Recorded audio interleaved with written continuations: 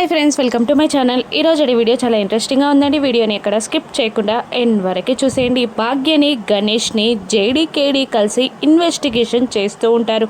JD ఇలా అడుగుతూ ఉంటుంది, మా ఫోటోగ్రాఫర్స్ వచ్చి ఫొటోస్ తీసినప్పుడు ఈ లాకెట్ ఉంది, ఆ తర్వాత పోలీస్ వాళ్ళు వచ్చి ఫొటోస్ తీసినప్పుడు ఈ లాకెట్ లేదు, అంటే ఇంట్లో ఉంది మీరే తప్ప ఎవరు రాలేదు, కాబట్టి ఈ లాకెట్ని మాయం చేసే విషయంలో ఇంట్లో వాళ్ళే ఇన్వాల్వ్ అయ్యారని నేను అనుకున్నాను. ఆ తర్వాత ఈ లాకెట్ ఎవరిది అని నేను ఆరా తీస్తే గణేష్ దని తెలిసింది. ఆ తర్వాత ఇంట్లో సోదా చేసినప్పుడు ఆ బ్యాగ్లో నీ సర్టిఫికెట్లు అన్నీ దొరికాయి.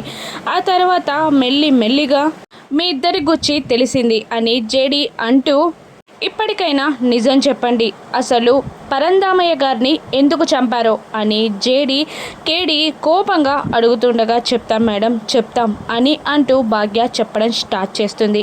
స్కూల్లో ఉన్నప్పటి నుండే మేమిద్దరం ఫ్రెండ్స్. ఆ తర్వాత కాలేజ్లో మేమిద్దరం లవ్ చేసుకోవడం మొదలుపెట్టాం.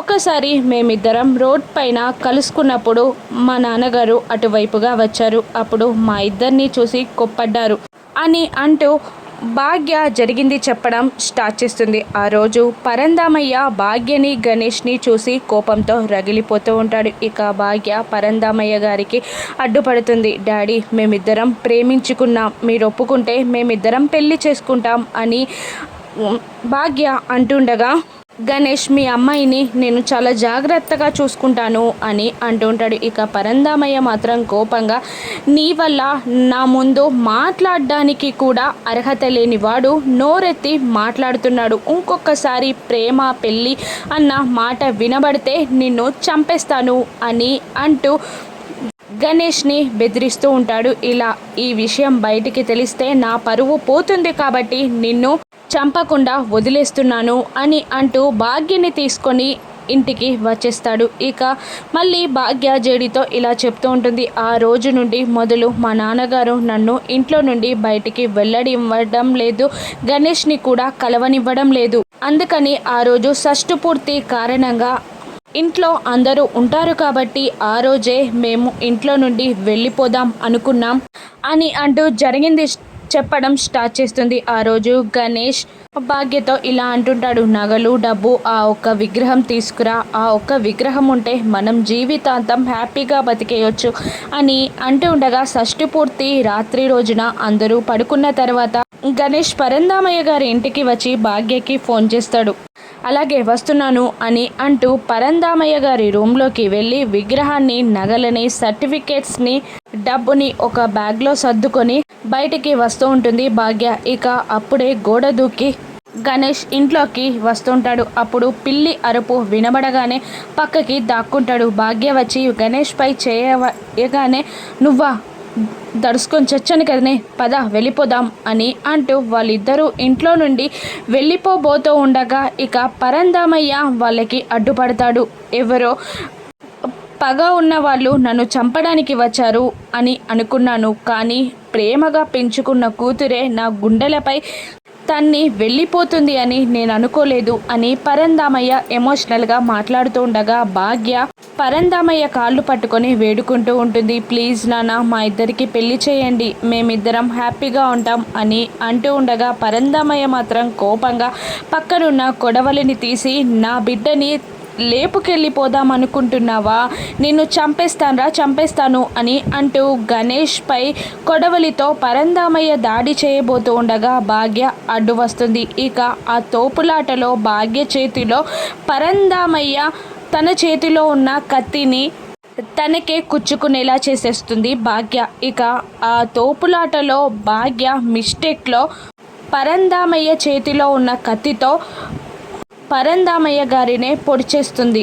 ఇక గణేష్ పద పారిపోదాం అని అంటూ గేట్ దగ్గరికి తీసుకురాగానే అక్కడ భూపతి మనుషులు కనబడతారు. దాంతో వద్దు, ఇప్పుడు అనుమానం వస్తుంది, వీడు చూశాడంటే ఊరంతా చంపేస్తాడు అంటూ, నువ్వు లోపలికి వెళ్ళిపో, నేను బయటికి వెళ్ళిపోతాను, తర్వాత చూద్దాం అని అంటూ అలా వాళ్ళు ఎస్కేప్ అవుతారు. ఇక జరిగిందంతా చెప్పగానే జేడి ఇలా అంటుంటుంది, నిజం ఇప్పటికైనా ఒప్పుకొని సరెండర్ అవ్వండి, మీకు కాస్త శిక్ష అయినా తగ్గుతుంది అని అంటూ వాళ్ళిద్దరిని అరెస్ట్ చేసి జైలుకి తీసుకెళ్తుంది. ఇక కౌశికి, సురేష్, ఆదిలక్ష్మి అందరూ అక్కడికి చేరుతారు. ఆదిలక్ష్మి మాత్రం జేడి మాటలని నమ్మకుండా, లేదు కావాలనే మీరు నా బిడ్డని భయపెట్టి ఇలా ఒప్పిస్తున్నారు, లేదు సురేష్ నువ్వైనా చెప్పరా నీ చెల్లెలు ఈ తప్పు చేయలేదని అని ఆదిలక్ష్మి వేడుకుంటూ ఉండగా ఇక జేడి ఇలా అంటూ ఉంటుంది, మీరు నమ్మకపోయినంత మాత్రాన నిజం అబద్ధం అవ్వదు, తెలిసి చేసినా తెలియక చేసినా మీ బిడ్డ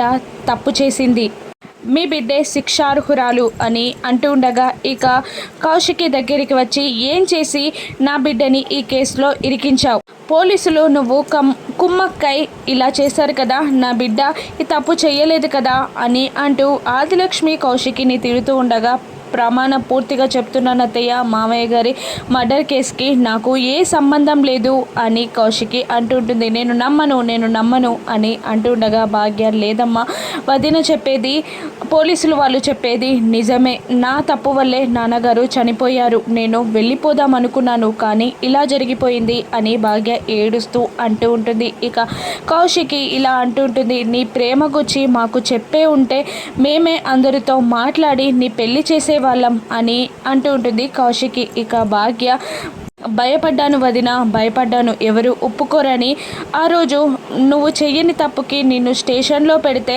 బాధపడి నేను కూడా వచ్చి స్టేషన్లో కూర్చున్నాను అని అంటూ ఉండగా జేడి సైగ చేస్తుంది ఇక వాళ్ళిద్దరిని సెల్లో పెట్టమని. ఇక వాళ్ళిద్దరిని సెల్లో పెట్టేస్తారు కిరణ్. ఇక ఆదిలక్ష్మి సురేష్ని తిడుతూ ఉంటుంది, నీ భార్యని కాపాడుకోవడానికి సొంత చెల్లెలిపైనే కేసు మోపుతున్నావు కదా, ఇక నాన్న వాళ్ళు లేరు అని అంటూ అక్కడి నుండి ఆదిలక్ష్మి వెళ్ళిపోతుంది. ఇక కౌశికిని ఇలా అంటుంటుంది, జేడి కేసు సాల్వ్ అయింది మేడం, మీరు నిర్దోషి, ఇక మీపై ఎటువంటి కేసు లేదు, మీరు వెళ్ళొచ్చు అని అంటూ అక్కడి నుండి జేడి వెళ్ళిపోతూ ఉండగా కౌశికి జేడి అని అంటుంది, చెప్పండి మేడం అని జేడి అడుగుతుండగా ఇలా అంటుంటుంది కౌశికి, నువ్వు ఈ కేస్ టేకప్ చేసినప్పుడు అని అంటూ ఉండగా, ఏంటి సాల్వ్ చేస్తానని, మిమ్మల్ని నిర్దోషిలా నిరూపిస్తానని మీరు నమ్మలేదు కదా, ఈ జేడి అప్పుడు ఇప్పుడు ఎప్పుడు న్యాయం వైపు నిలబడి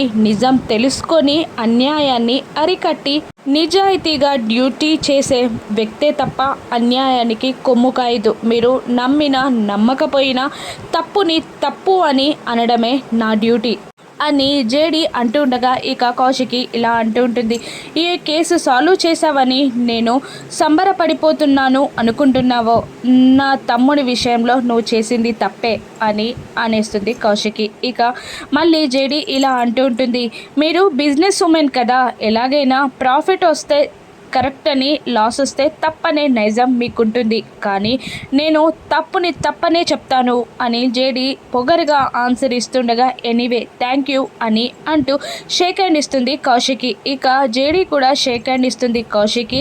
అక్కడ నుండి వెళ్ళిపోగానే జేడి ఇలా అంటూ ఉంటుంది, ఈ స్నేహం ఎలా ఉంటుందో, తమ్ముడు తప్పు చేయలేదని అక్క మనసు ఎలాగూ నమ్ముతుంది కదా, జేడి కౌశికిల స్నేహం ఇలాగే ఉంటుందా, వైరంగా మారబోతుందో అని జేడి అంటూ ఉంటుంది. ఇక ఇంటికి కౌశికి, దాత్రి, కేదార్, సురేష్ రాగానే సుధాకర్ ఎదురుగా వెళ్ళి, నాకు తెలుసమ్మా నువ్వే తప్పు చేయలేదని, నిర్దోషిగా ఇంటికి వస్తావని అంటూ సురేష్ని భాగ్య విషయంలో జరిగింది తప్పే అని అంటూ ఉండగా తన సంతోషం వెతుక్కుంటూ తాను వెళ్ళిపోవాలనుకుంది, నిజం దాచి పెద్ద తప్పు చేసింది, పర్లేదు మామయ్య గారు అని సురేష్ కూడా అంటూ ఉంటాడు. ఇక రండి కూర్చోండి అని అంటూ కౌశికిని సురేష్ని తీసుకెళ్ళి కూర్చోబెడతాడు సుధాకర్. ఇక నిషి ఇలా అంటుంటుంది, మీరు ఇలా మా మధ్యలో తిరుగుతారని మళ్ళీ అనుకోలేదు వదినా అని అంటూ ఉండగా కౌశికి, వచ్చినందుకు చాలా బాధగా ఫీల్ అవుతున్నట్టున్నావు అని అనేస్తుంది.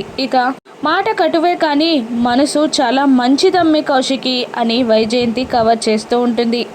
చాలాసేపటి నుండి నీ కోసం ఎదురు చూస్తుంది అని వైజయంతి అంటుండగా, ఎందుకు పోట్లాడ పెట్టుకోవడానికా అని కేదార్ అనేస్తూ ఉండగా దాత్రి జోక్ అంతే అని అంటూ ఉంటాడు. ఇక కమలాకర్ ఇలా అంటుంటాడు, జేడీ కేస్ టేకప్ చేసింది అని తెలియగానే నిన్ను ఇరుకిస్తుంది అనుకున్నాను కానీ సాల్వ్ చేస్తుంది అనుకోలేదు అని కమలాకర్ అంటుండగా, నాకు అదే డౌట్ ఉండేది బాబాయ్, కానీ చాలా ఎఫిషియెంట్ పోలీస్ ఆఫీసర్, తను ఎవరూ చూడని కోణంలో ఈ కేస్ని సాల్వ్ చేసింది. ఈ కేస్ని సాల్వ్ చేసినందుకు తనని మెచ్చుకోవాలా, యువరాజ్ని అలా చేసినందుకు తనని ద్వేషించాలో అర్థం కావట్లేదు అని అంటుంటుంది కౌశికి. ఇక ధాత్రి వెంటనే ఇలా అంటుంటుంది, నాకు తెలిసి తను ఎప్పుడు డ్యూటీ చేసింది పోలీస్ ఆఫీసర్ కాబట్టి తనకి పర్సనల్ కక్షలు ఉండవు అని అనేస్తుంది ధాత్రి. ఇక బూచి, మీరిద్దరూ జేడీ కౌశికి కలిసిపోయినట్టున్నారు అని అంటుండగా జేడీ కౌశికి ఇద్దరు నవ్వేస్తూ ఉంటారు. వీళ్ళ స్నేహం ఎలా ఉండబోతుంది, ఇక నిషి మళ్ళీ కౌశికి అబార్షన్ చేయడానికి ఎటువంటి ప్లాన్స్ వేయనుందో రానున్న ఎపిసోడ్లో చూద్దాం. Thank you for watching.